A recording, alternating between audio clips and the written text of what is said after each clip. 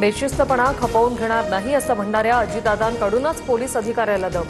नैतिकदृष्ट्या अजित पवारांना सरकारमध्ये राहण्याचा अधिकार राहत नाही, संजय राऊतांची प्रतिक्रिया। अवैध मुरुम उत्खनन कारवाई प्रकरणी अजित पवार महिला पोलीस अधिकाऱ्यावर संतापले, तर इतकी दादागिरी का? धमकी देणं उपमुख्यमंत्र्यांना शोभतं का? अजितदादांनी माफी मागावी, दमानी आक्रमक।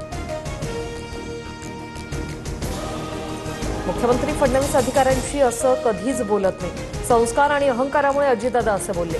प्रकाश महाजन यांच्याकडून अजित पवारांच्या संस्काराचा उल्लेख। सोलापूर जिल्ह्यातील बेकायदेशीर मुरुम उपसा प्रकरणी 15 ते 20 जणांवर गुन्हा दाखल। सरकारी कामात अडथळा निर्माण केल्याप्रकरणी गुन्हा दाखल।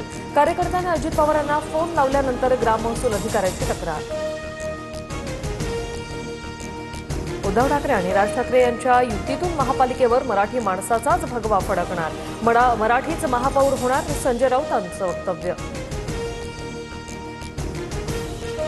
देवरायांची हक्कलपट्टी केली पाहिजे होती, तथाकथित भला माणूस शहाना घाबरतो का? मिलिंद देवरांच्या पत्रावरून राऊतांचा शिंदेंवर हल्लाबोल।